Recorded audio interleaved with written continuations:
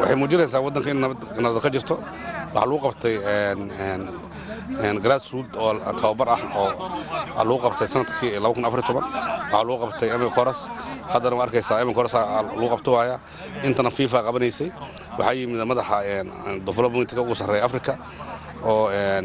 nala jooga muddo 3 maalin marka FIFA bariga dabo dhan waa imaanaysay Soomaaliya nabadgelyada xogaa kor ay soo kacday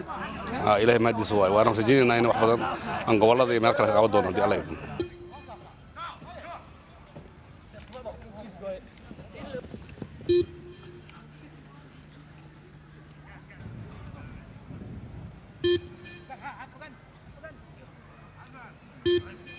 14-5. There is a period for Somalia it was not good, and Somalia was very, wasn't in the image of FIFA for courses. So now FIFA are happy, very happy, and also this year I think FIFA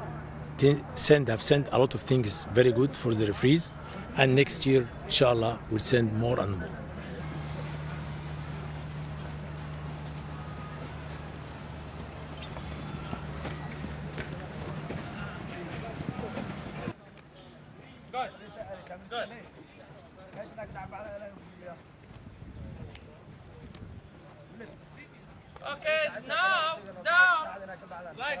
aniga waxaan ahay international assistant referee oo ciyaaro badan ay dibadda aan ka soo qabtay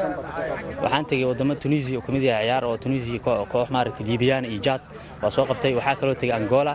oo sanadkii hadda ahay waxaan kaloo tagay wadanka Burundi oo xul Burundi masaarida aan soo qabtay sidoo kale Djibouti waa tagay dhowr marka meelo badan aan tagay waxaan ku soo biiray 2014 oo sanadkii hadda dhamaaday ahay aan ku soo biiray international assistant referee waxaan ahay calanhay